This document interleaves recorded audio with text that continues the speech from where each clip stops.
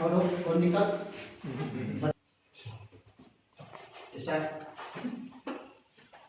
कक्षा 11 का हम लोग एक चैप्टर है समुच्चय जिसको अंग्रेजी में सेट कहा है। हम सेट के बारे में समझने की कोशिश करेंगे, ठीक है? कोई दिक्कत? बोलते रहना सेट समुच्चय का मतलब क्या है? समुच्चय कहते किसे है? समुच्चय की परिभाषा है। समुच्चय कितने प्रकार के होते हैं?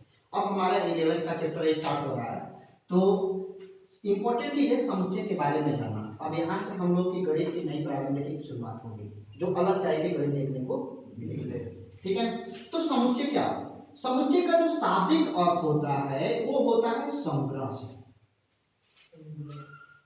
समुच्चय का जो शाब्दिक अर्थ होता है वो होता है संग्रह।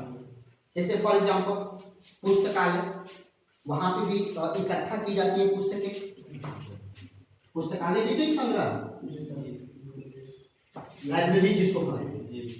जैसे किचन, बर्तनों का समूह, उसमें कल डिनर सेट का समूह है कि नहीं? लेकिन हम समुच्चय की परिभाषा को कैसे डिनोट करेंगे? समुच्चय की परिभाषा क्या बताएंगे? तो समुच्चय की परिभाषा बताएंगे कि ऐसे वस्तुओं का संग्रह जो सुपरिभाषित, वस्तुओं का ऐसा संग्रह जो सुपरिभाषित। सुपरिभाषित का मतलब यहाँ पे क्या है? सुपरिभाषित का मतलब रह गया कि अगर मैं कहूं कि अच्छा ये बताओ, देखो अगर मैं ये शब्द करूं, दो एग्जांपल लेते हैं, एग्जांपल 1 और एग्जांपल 2। मैं कहूं कक्षा 11 के सभी विद्यार्थी, ध्यान रहे, कक्षा 11 के सभी विद्यार्थी, ठीक है? इसमें जितने भी कक्षा 11 में जितने भी लड़के और लड़कियां पढ़ते होंगे वो सब इस संग्रह में आ जाएंगे। पहला संग्रह देखने को मिल रहा है। दूसरा संग्रह मैं इसी टाइप से ले लूं कि कक्षा 11 में, ठीक है, कक्षा 11 में गणित पढ़ने वाले छात्र छात्राएं, गणित पढ़ने वाले विद्यार्थी, दो समुच्चय। अब सवाल अब ये है कि इनमें से सुपरिभाषित है और कौन इनमें से सुपरिभाषित नहीं है। क्लियर? तो देखो इस कथन को ध्यान से पढ़ो, इस वाक्य को पढ़ो कि कक्षा 11 के सभी विद्यार्थी। अब कक्षा 11 में सभी लोग जानते हैं कि इसमें दो ग्रुप चलाए जाते हैं, साइंस साइड, और एक साइंस साइड में दो ग्रुप चलाए जाते हैं, बायो ग्रुप और मैथ ग्रुप, और एक होता है आर्ट साइंस, ठीक है? आर्ट साइंस जिसमें इतिहास, भूगोल वगैरह वगैरह सब पढ़ाया जाता है कि? तो हम लोग साइंस साइड के स्टूडेंट हैं। तो साइंस साइड में अब इसमें भी सस्पिशन रहता है कि बायो का होगा कि मैथ का है कि नहीं? तो हम इसको संग्रह नहीं, क्योंकि ये संग्रह सुपरिभाषित तो नहीं हो रहा है। अगर मैंने केवल कहे कक्षा 11 के गणित वाले विद्यार्थी, इसका मतलब ये सुपरिभाषित है कि अगर मान लो कि इसमें जितने भी अवयव आएंगे या जितने भी लड़के आएंगे इस वाक्य में, इस क्लास में, अगर मैं कहूं कि आप जितने भी क्लास में हैं वो कक्षा 11 के गणित पढ़ने वाले छात्र हैं, तो ये सुपरिभाषित है।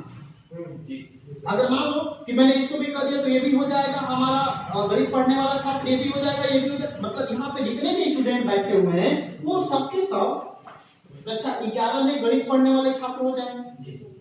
तो ये जो परिभाषा है ये बिल्कुल सुपरिभाषित।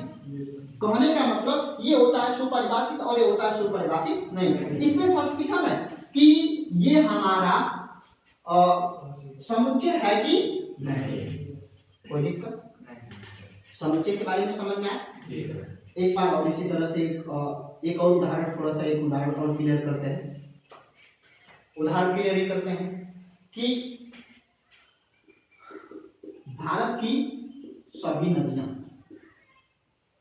ठीक है, सभी नदियां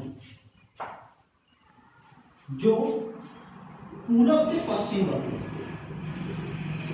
नदियों का बहाव का जो दिशा होता है, जो बहने की दिशा होती है वो पूरब से पश्चिम या पश्चिम से पूर्व या उत्तर से दक्षिण या दक्षिण से उत्तर, यही चारों दिशाओं में नदी बहेगी ना।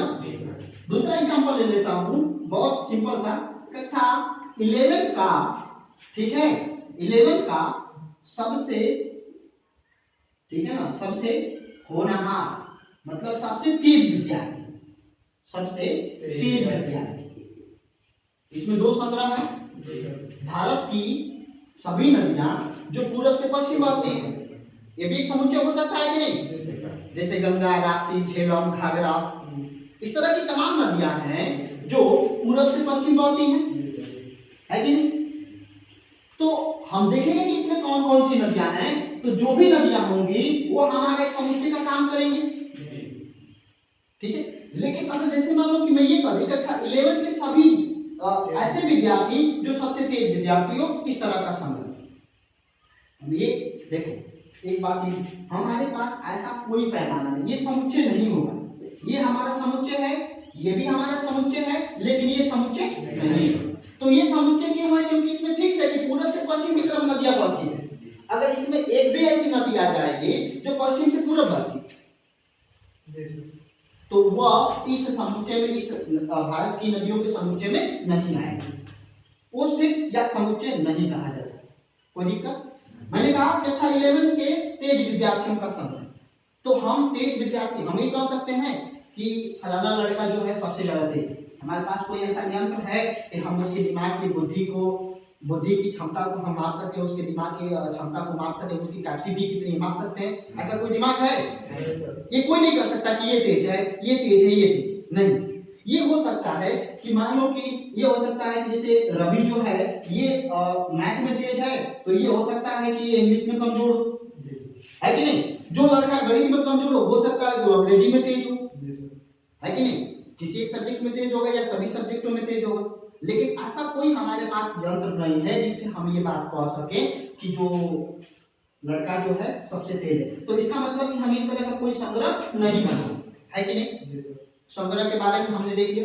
समुच्चय का अर्थ हमने देखा। समुच्चय का जो शाब्दिक अर्थ होता है, संग्रह, समुच्चय की जो परिभाषा होती है यही होती है कि वस्तुओं का ऐसा संग्रह जो सुपरिभाषित है। परिभाषित का मतलब जिसको एक्सप्लेन कर सके कि किस तरह का संग्रह। हाँ, ठीक है, समझ रहे हो ना? चलो, जैसे भेड़ों का संग्रह, तो उसमें केवल भेड़े नहीं होंगी, भैंसों का संग्रह, घर में रखी किताबों का संग्रह, है कि नहीं? तो जो परिभाषित हो ऐसे संग्रह को हम समुच्चय के नाम से जानते हैं, जिसको अंग्रेजी में सेट है कि नहीं? अब चलो, अगला टॉपिक है हमारा समुच्चय का संकेत। अब मान लो कि हर जगह हम समुच्चय तो नहीं लिखते चलेंगे कि समुच्चय ये है, समुच्चय वो है या वो है, नहीं ना। कोई संकेत तो होगा ना कि ये किस प्रकार का समुच्चय है, तो ये समुच्चय क्या है कि नहीं? कुछ संकेत होते हैं। तो समुच्चय का संकेत क्या होता है ये जानने के लिए, जैसे मान लो कि हम सोडियम ले लें, तो सोडियम का सूत्र क्या होता है, संकेत क्या होता है? Na होता है। अगर मान लो कि मैं सोडियम क्लोराइड बोलता हूं तो इसको हम लिखते हैं NaCl, है कि नहीं?